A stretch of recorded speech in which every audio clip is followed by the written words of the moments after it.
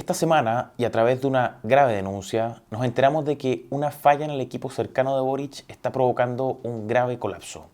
Además, y luego de un gran atraso, se entregó al presidente un informe descabellado para, dicen, resolver la cuestión indígena. Lo curioso, el Partido Comunista había adelantado parte de lo que dice ese informe más de un año atrás. Lo dejó por escrito y lo recuperamos acá. Por último, el gobierno y parte de la oposición están estudiando seriamente tomar una medida que puede costar más que todo el presupuesto del Ministerio del Interior o un cuarto del presupuesto del Ministerio de Salud. Y eso que parece que ni siquiera lo han calculado correctamente. Veamos todo eso en esta nueva columna semanal.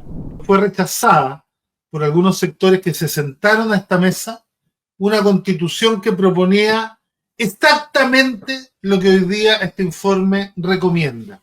Este martes 6 de mayo se entregó al presidente Boric el informe final de la comisión denominada para la paz y el entendimiento, en la que se planteó una veintena de propuestas para tratar el llamado conflicto mapuche en la macrozona sur. Mucho autoaplauso, abrazos, fotos para lo que uno suponía vendría a hacerle frente a los más de 1.200 atentados terroristas perpetrados solo desde 2018, que vendría realmente a hacerse cargo de la realidad de la región más pobre del país en la actualidad. Autoaplausos, fotos y abrazos para lo que uno suponía estaría conectado con lo que fue el resultado del plebiscito de salida del primer proceso constituyente en dos de las regiones más afectadas por la crisis de violencia, la Araucanía y Biobío, y que fueron justamente donde mayor rechazo encontró la agenda indigenista de la Convención Constitucional y la izquierda. Miren, la realidad de este informe recién entregado. En los diálogos interculturales y encuentros autoconvocados organizados por la Comisión, la demanda por la reparación de tierras indígenas fue un tema central. No pasaron siglos, décadas, ni siquiera 5 años, desde que la Convención Constitucional terminó de redactar su propuesta de texto constitucional que luego fue plebiscitada y rechazada abrumadoramente en septiembre de 2022. No pasaron ni 3 años desde esa fecha, y sin embargo, el órgano ahora dedicado, se supone, a entregar propuestas de solución para la crisis del sur, nos trajo al presente con su informe aquello que habíamos depositado en el baúl de la basura de la historia política. Diálogos interculturales, encuentros autoconvocados, la deuda, el conflicto con el Estado de Chile. Aquí en FNM apenas recibimos el informe de la Comisión de Paz y Entendimiento, realizamos una revisión comparativa entre dicho texto y la propuesta de constitución rechazada en 2022. Y lo cierto es que los resultados de dicha revisión fueron impactantes en lo político, en lo cultural, por supuesto en lo territorial, coincidencias impactantes. Y por eso es que no nos sorprende lo que declaraba Daniel Jadwe en el video que mostrábamos al comienzo. Fue rechazada la propuesta de Constitución 2022 que proponía exactamente lo que hoy día este informe recomienda. Eso es lo que dijo Daniel Jadwe estos días y que básicamente lo que ya había sostenido Lautaro Carmona, presidente del PC, cuando fue invitado a exponer a esta comisión en la sesión número 36 del jueves 1 de agosto de 2024. Dijo Lautaro entonces sobre el trabajo de la Convención Constitucional en materia indígena. Dijo que sería interesante observar las conclusiones transversales alcanzadas, ya que a pesar de haber sido rechazada la propuesta en general, constituye un material valioso para la reflexión. Todo indica que así fue. Veamos, ¿en qué terminó el informe entregado finalmente? ¿Qué fue lo que se propuso? Primero, como primera cosa, la Comisión propone que nuestros políticos reformen la Constitución, vamos, de nuevo con el cuento constitucional, reformen la Constitución, para que el Estado reconozca a los pueblos indígenas que existen en el territorio nacional desde tiempos precolombinos en el marco de la unidad del Estado.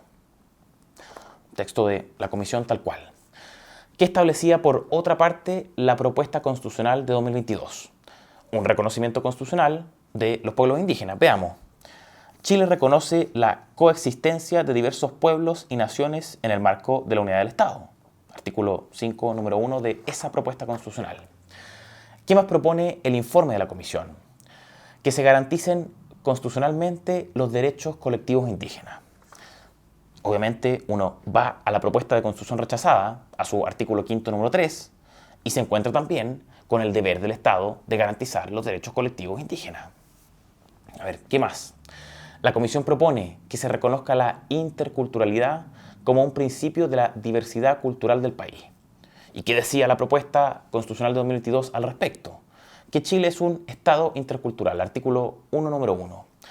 Digo los números de los artículos para que no me crean a mí, sino que para que revisen ustedes mismos ambos textos.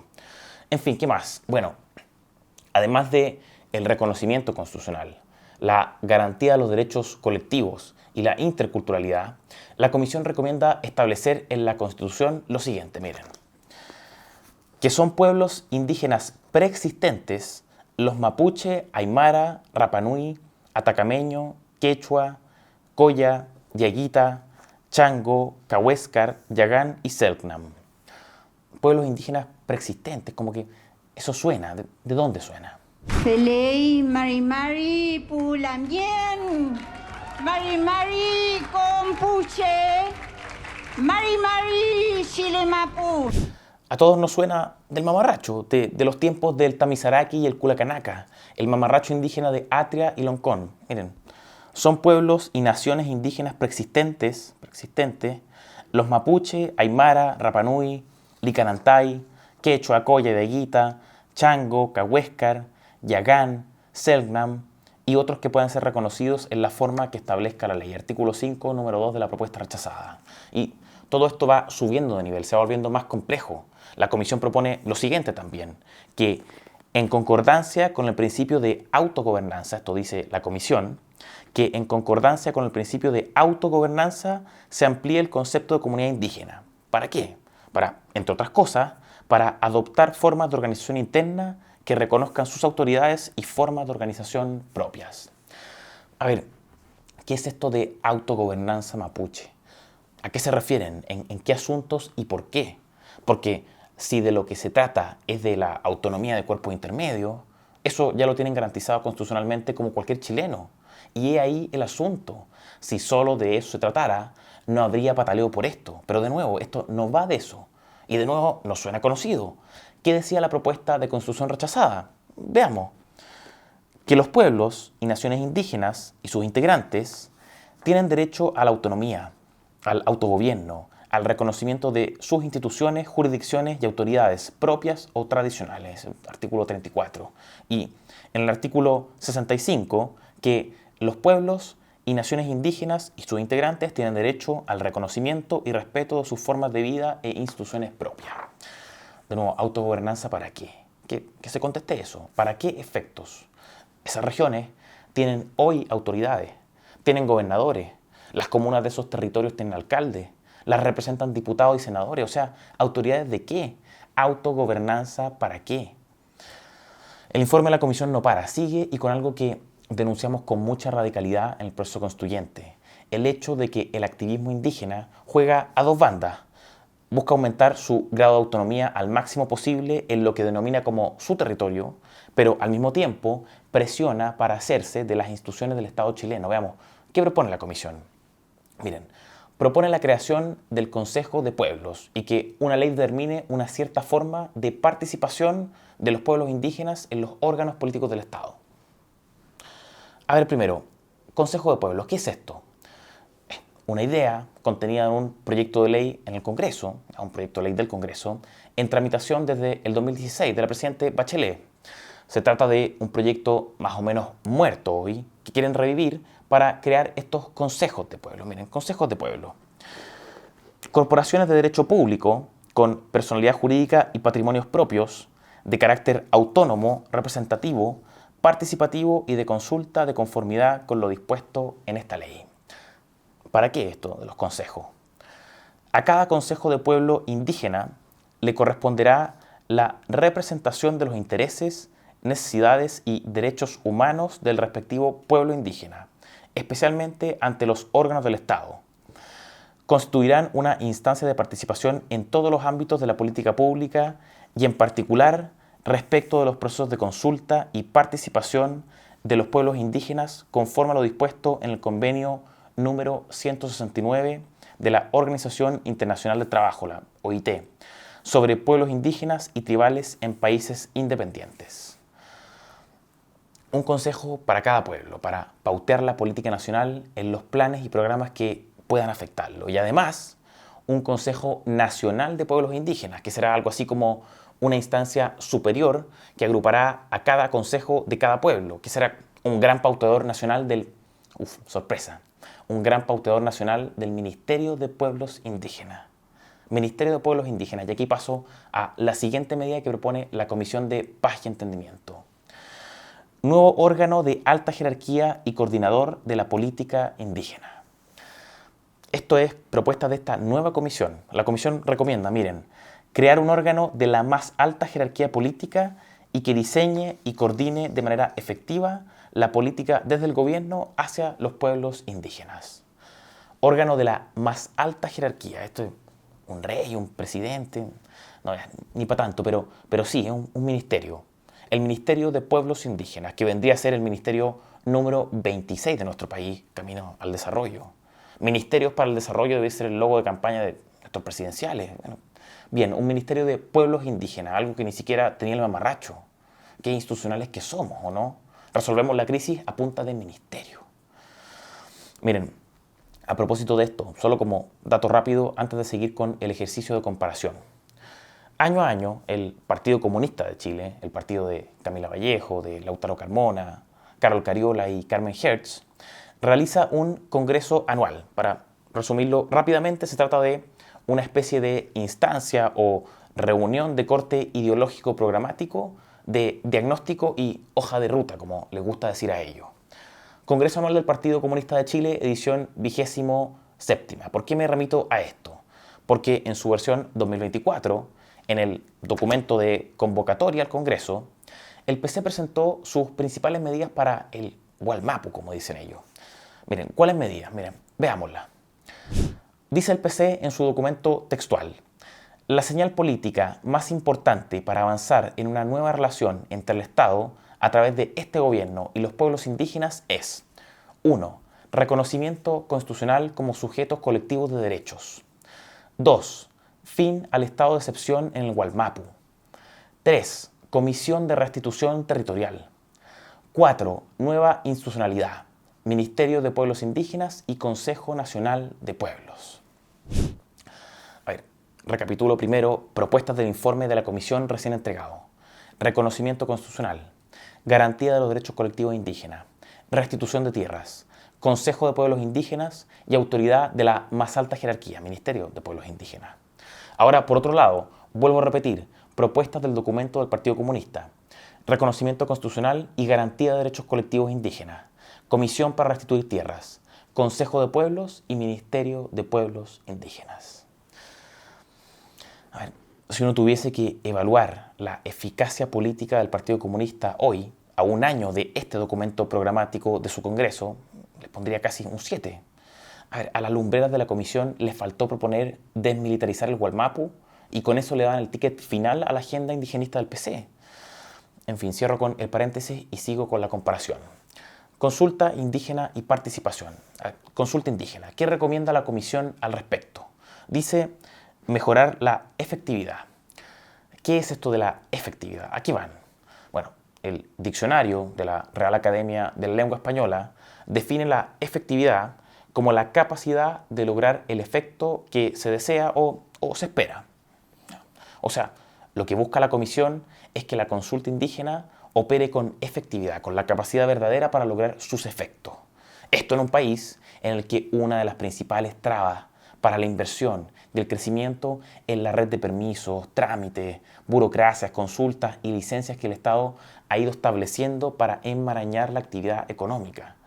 Pero luego esta gente, los mismos buenistas de derecha, pululan por grandes foros empresariales, atorándose con permisología aquí, permisología allá, van de foro en foro haciéndole el amén a la clase empresarial para luego salir con esto. Bueno, obviamente la consulta indígena, además de estar prevista en el 169 de la OIT, era uno de los derechos paradigmáticos de la propuesta de constitución de Loncón y Linconao. El artículo 66 la contemplaba y luego, como todo en esa propuesta, se iban al chancho y saltaban al nivel siguiente en grado, que ya no era solo el de consulta, sino la del consentimiento indígena. Los pueblos y naciones indígenas deberán ser consultados y otorgarán el consentimiento libre, previo e informado, consentimiento, en aquellas materias o asuntos que les afecten en sus derechos reconocidos en esta Constitución. Uno razonablemente se pregunta si es que acaso no es eso a lo que se refiere la Comisión con mejorar la efectividad de la consulta indígena. O se pregunta, si es que no es eso, uno se pregunta si es que quizás estamos ante el peldaño justamente anterior del consentimiento indígena, pero que si los apura un poco o en una nueva renegociada de estos términos, llegamos al consentimiento indígena. A ver si, ¿por qué no? Muchos te dicen que uno exagera, pero es que, a ver, usemos la cabecita un momento. Hagamos un mínimo esfuerzo de memoria colectiva. ¿Quién diría que estaríamos hablando de restitución masiva de tierras, cupos en los órganos políticos, pueblos indígenas preexistentes, autogobernanza mapuche, Ministerio de Pueblos Indígenas y quién sabe qué más? ¿Quién hubiera dicho que estaríamos hablando de todo eso ahora en 2025, habiendo recién rechazado el texto indigenista de la Convención? A ver si no es un poco desquiciado todo esto. ¿No es acaso algo demencial que Adolfo Millabur, que viene de las entrañas de divisiones de la CAM, se pasee por los medios de comunicación promocionando este informe como si nada, cuando hace 2 años atrás pululaba haciendo campaña como exconvencional al texto indigenista de la Convención? O que entre los expertos que asesoraron esta comisión se encuentre otra exconvencional indigenista, Rosa Catrileo, que fue de los cerebros de toda la virulencia indígena que se incluyó en el rechazado texto de la Convención Constitucional. A ver, personas como Millabur o Catrileo querían tomarse Chile, literalmente. Pero ahí estuvieron en esta nueva comisión, uno como integrante y la otra como asesora experta. Y por la misma recresta nadie les dice nada, nadie los encara. Catrileo saltó de la convención a la unidad indígena del Ministerio de Desarrollo Social a ganar 4,5 millones de pesos durante 2 años. ¿Y por qué? Por asesorar en indigenismo. Saltó de ahí a esta comisión como asesora experta y ahora es candidata a senadora por la Araucanía y nadie les dice nada. Y peor, pretenden que traguemos un informe de estas características, pero ¿hasta cuándo? ¿Hasta cuándo? Alfredo Moreno, uno de los presidentes de la comisión, quien reciente e inexplicablemente recibió un sillón en el directorio de Codelco, pretende dar por cerrado todo esto con su informe, como si con su informe pudiese apagar la pulsión político indigenista que existe en los círculos intelectuales de dicho movimiento por avanzar más y más sobre la nación chilena y terminar por establecer al pueblo-nación mapuche. A ver, ¿qué quiero decir? ¿A qué me refiero? Miren, decíamos, esta comisión tuvo en sus entrañas como asesora experta a Rosa Catrileo. ¿Quién es Rosa Catrileo? Decíamos, exconstituyente en escaño reservado mapuche. Traigo a este lugar demandas y consignas de más de 500 años. Podría decirles, por ejemplo, que mi pueblo fue despojado de sus tierras y territorios, que quisieron acallarnos, arrebatándonos nuestra lengua, que quisieron que desapareciéramos, despojándonos de nuestra cultura y espiritualidad, que quisieron matarnos, que mi pueblo es violentado cada día, que por ello queremos que nos devuelvan las tierras, que nos devuelvan el agua, que se vayan las forestales de nuestro territorio. Rosa hablaba, ahora hace poco, de invasión militar del Estado de Chile en nuestro territorio, del conflicto que el Estado generó en el Gualmapu, que se vayan las forestales, decía, en fin. Y el otro integrante de la comisión, también exconstituyente, Adolfo Millabur, veamos. En esta carta les quiero decir que en el año 1900 llegaron los europeos a nuestro territorio, los que hoy desvergonzadamente se declaran legítimos dueños de nuestro territorio. Nuestro territorio.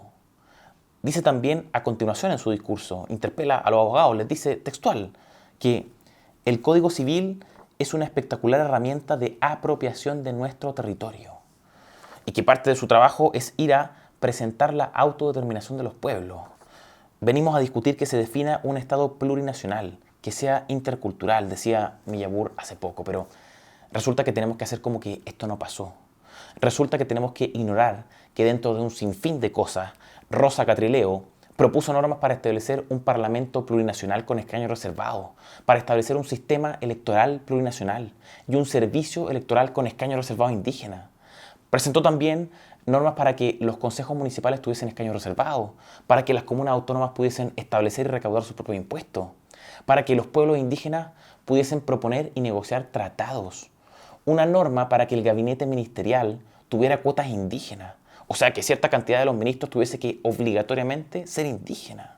En fin, y ahí estuvo ella, asesorando como una experta en el tema, pujando, y ustedes pueden ver algunas de las actas de las sesiones de la comisión, pujando por el consentimiento indígena, el ministerio indígena, etc. Pero no, si con esto se cierra el problema y todos felices. ¿De verdad debemos naturalizar este nivel de amnesia política colectiva? ¿Debemos tragar con el irrespeto que significa pretender colarnos semejante basura político-jurídica como la forma de solución que trae este informe? En fin, esto que hemos visto solo fue una parte. Faltó lo más polémico, pero al parecer aceptado, las tierras. Veamos.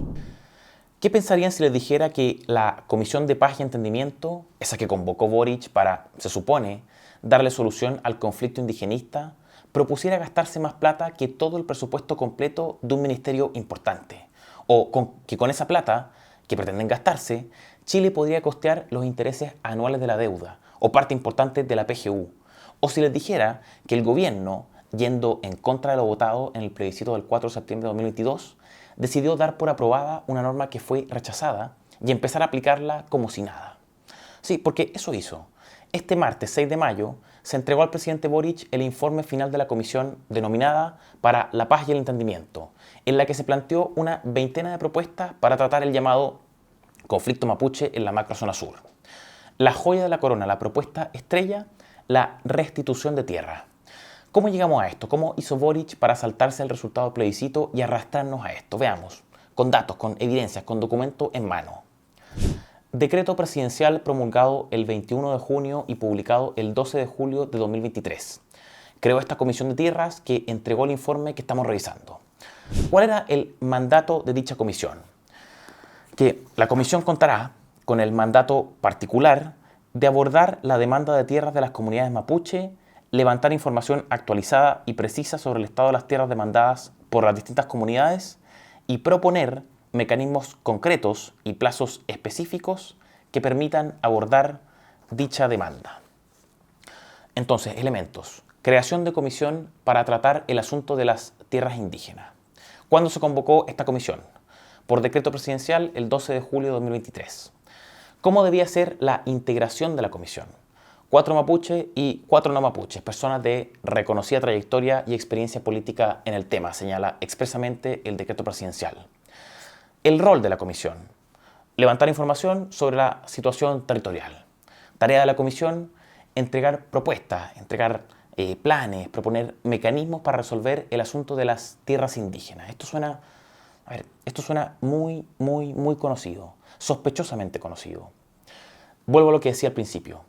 Gabriel Boric, el presidente de Chile, yendo en contra de lo votado en el plebiscito del 4 de septiembre de 2022, decidió dar por aprobada una norma que fue rechazada y empezar a aplicarla como si nada. ¿Por qué? ¿A qué me refiero? Y esto no lo digo así como un eslogan general, no. Es algo bien concreto, con datos. Me refiero a que en el texto de la convención, rechazado, en la disposición transitoria 28ª de la propuesta constitucional 2022, no leeré todo el artículo porque es bien extenso, pero sí repito el número, disposición transitoria 28ª de la propuesta constitucional 2022, ¿qué establecía la norma? Que el presidente debía convocar a una comisión territorial indígena. ¿Cuándo? Dentro de un año de aprobada la nueva Constitución, o sea, un año desde el 4 de septiembre de 2022. ¿Quiénes debían integrar la comisión? Personas de todos los pueblos indígenas y personas de reconocida idoneidad, decía el texto. ¿Qué rol debía tener la comisión? Levantar información, catastrar. ¿Y catastrar para qué? Para elaborar planes, políticas, programas y propuestas para la restitución de tierras indígenas. Esto último que estoy diciendo es referido a la propuesta constitucional rechazada.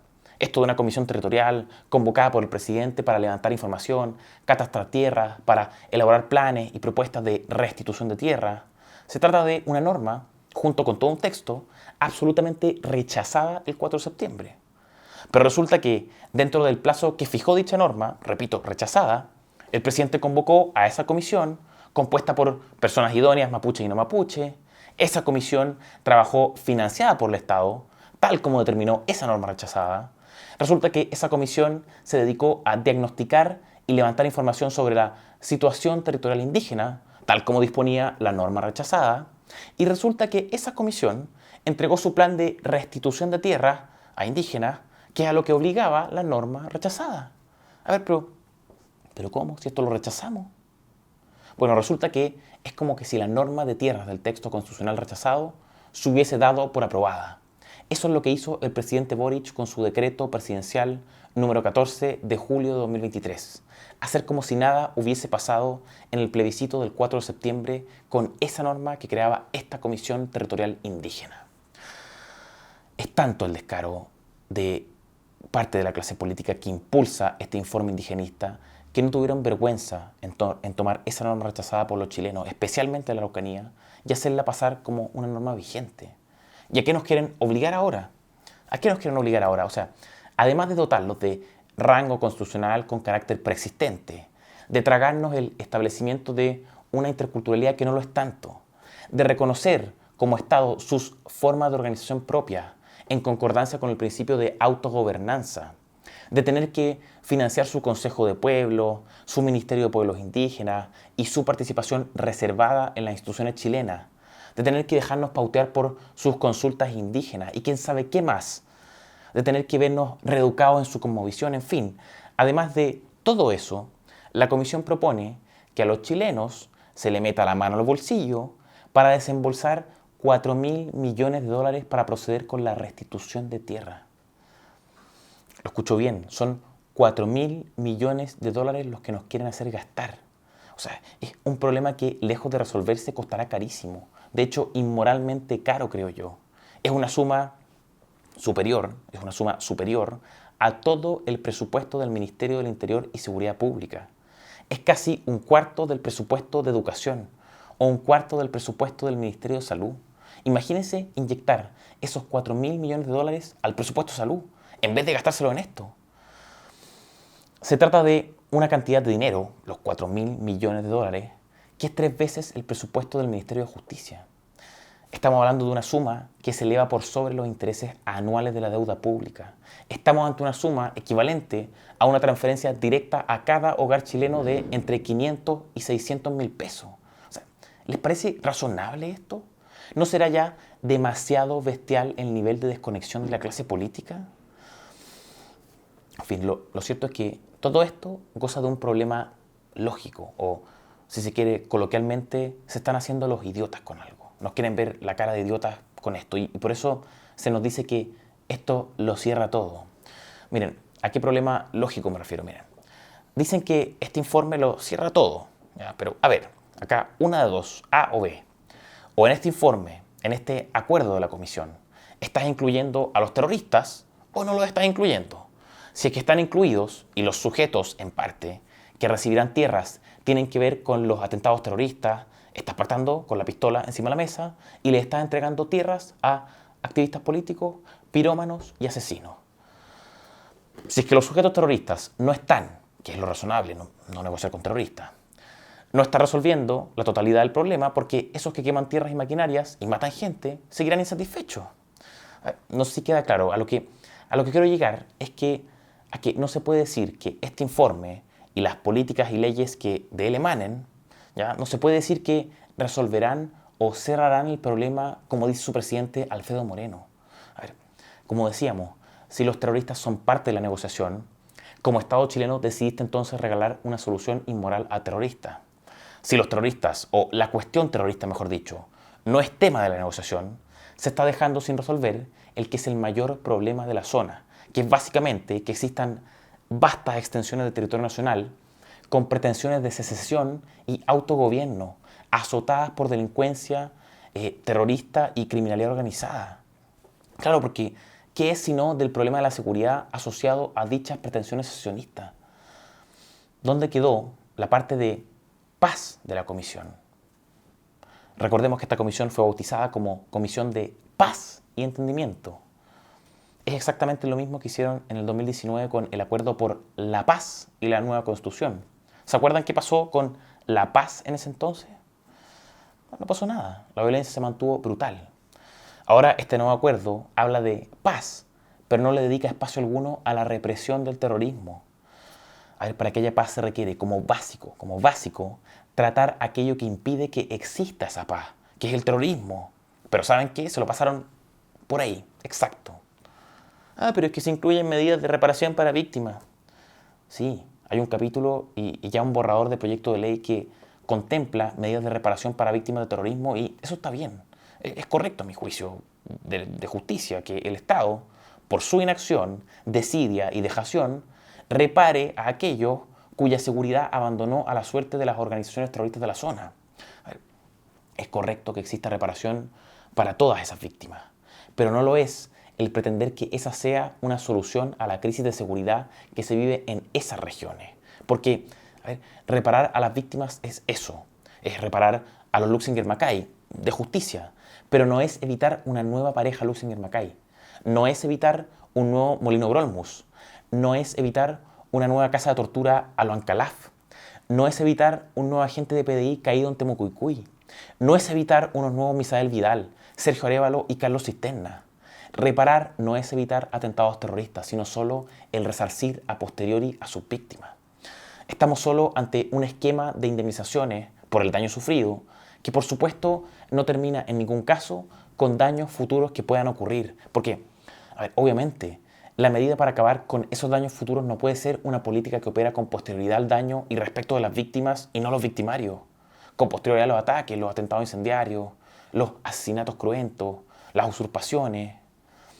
Y además, tampoco se nos puede pedir a los contribuyentes que soportemos dicha carga en indemnizaciones ad eternum, porque el Estado, la clase política, no le ha hecho frente decididamente a las orgánicas radicalizadas.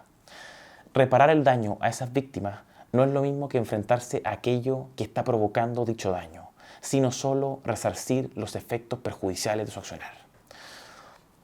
A ver, miren, sí, pasó un día nomás desde la entrega del informe a la Comisión Indígena. ¿Y qué ocurrió? Atentado terrorista en la comuna de Los Sauces, 9ª región.